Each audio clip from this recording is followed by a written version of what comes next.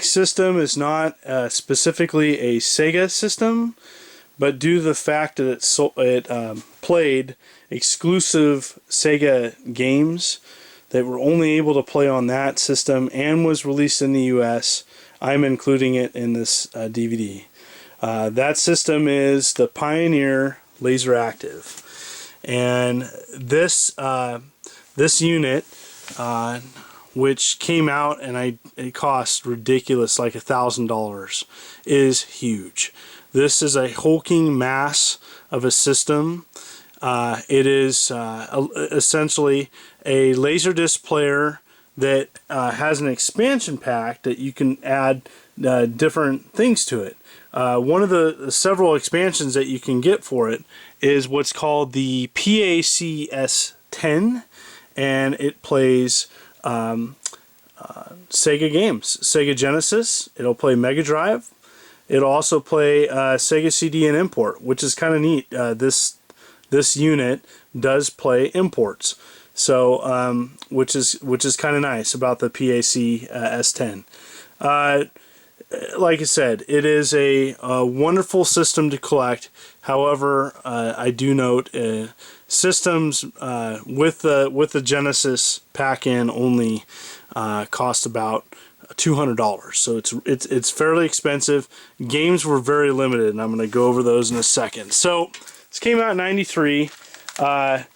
It also came with a well, it didn't come with. You had to buy it separately for a ridiculous amount of price. I think like $500. PACN1, which was the TurboGrafx add-on. They also made several other add-ons for it, but the Sega, we're going to focus on the Sega module and the actual system. Had several hookups in the back. Was, you know, AV out. It played laser discs, so whenever you want to bust out your copy of Alien 3, it can play them. What's kind of cool about this, having a Pioneer Laserdisc, is you're able to play some of the different formats. And for example, if I want to bust out my Blues Brothers on DiscoVision, I do believe the Laseractive can play it. Anyways, back to the games. So many of you may have not seen a Laserdisc. This is a Laserdisc. Think of a CD the size of a record, and huge. These things are huge. Here's my hand, and here's the disc. Huge. And here's the boot up screen. So we're gonna pop open this, and I'm gonna show you what's called Triad Stone. And here's the instructions. Triad Stone was a game that played similar to Dragon's Lair, and it's definitely got some animation, and not all games were like this, but this is one of the ones that they kind of show a little bit what the Laseractive can do. So this thing, you hulking thing. Now the other thing to note is the little grooves in there. That's where your Sega CD would be placed. Pretty neat. So we load it up, and hopefully this will fire up. So you move it over to push play. So I'm going to fire this up. Kind of has a humming noise, but anyways, while that's firing up, and show you some of the games. So here's the Triad Stone, obviously Sega right there, and it's definitely some of the graphics on the back. Again, another system I wanted to. Oh, nice Sega intro.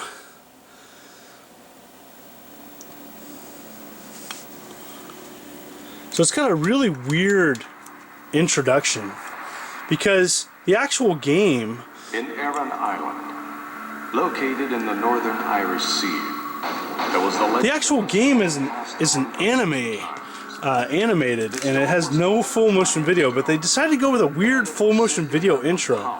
So you press start, and loads up to the title screen, and then so it's just a series of button presses at the right time. And here it is, and you have to power up, and I obviously didn't power up in time and die. So that is a very short overview of Pioneer Laseractive, pretty much gameplay.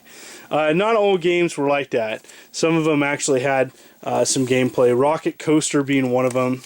It's like nicely animated backgrounds with, like, you know, pretty much a racing game. There was High Roller Battle, helicopter game. I Will, The Story of London, The Great Pyramid, Pyramid Patrol, because, you know, of the, like, you know, 20 or so games released in the US, they had to have 2 titles with Pyramid in them. And this is kind of a fun game, one of my favorite. It's Hyperion, and it's kind of a fun little shooter. But anyways, that's some of the Laseractive Genesis games. Now, obviously the Genesis pack-in for the system is cheaper, and some of these games, even common games, go $20-30 easily, and that's obviously some of the really cheap ones. Some of the other games are really expensive.